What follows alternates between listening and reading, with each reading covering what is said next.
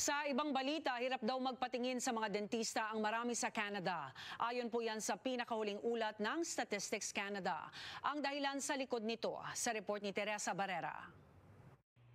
Noong 2023 at 2024, isa sa bawat 4 na Canadians ang hindi nakapagpatingin sa dentista sa loob ng 12 buwan.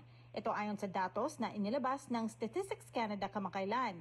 Ang pangunahing dahilan ng kalahati sa kanila, mataas na presyo. Dental fee itself, it ranges from $200 to $500.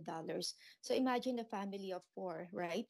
So if it's $2,000 for a family of 4, that's their whole month income. And in addition to that, nandun na rin yung bus fare, and then kung may infection, some doesn't have benefits for their medication. So they need to buy that one as well. And then, yung mga aftercare, missing work. Ayon din sa pag-aaral, mas apektado ang mga kababaihan, lalo na ang mga edad 18 hanggang 34. Bilang babae, we have a longer, a stronger pain threshold, right?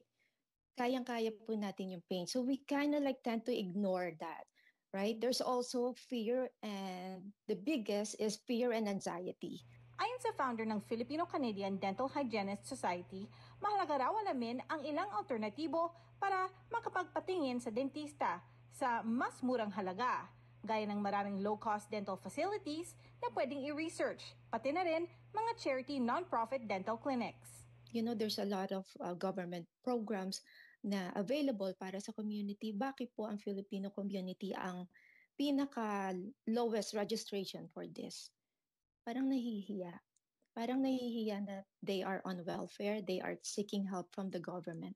Yun po sa tingin ko din eh. Importante raw ang pagbisita sa dentista para sa physical at emotional health. As simple as going to a dentist or a dental hygienist for your preventive care such as cleaning, right?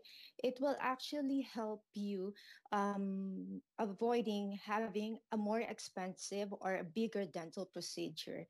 Sa 2025, sa ilalim ng Canadian Dental Care Plan, libre ang pagbisita sa dentista para sa mga senior edad 65 pataas na walang dental insurance, mga Canadian resident na may 2023 Disability Tax Credit Certificates, at para sa mga bata edad 18 pababa galing sa pamilyang may net family income na $90,000 pababa. I appreciate the Canadian Dental Care Plan.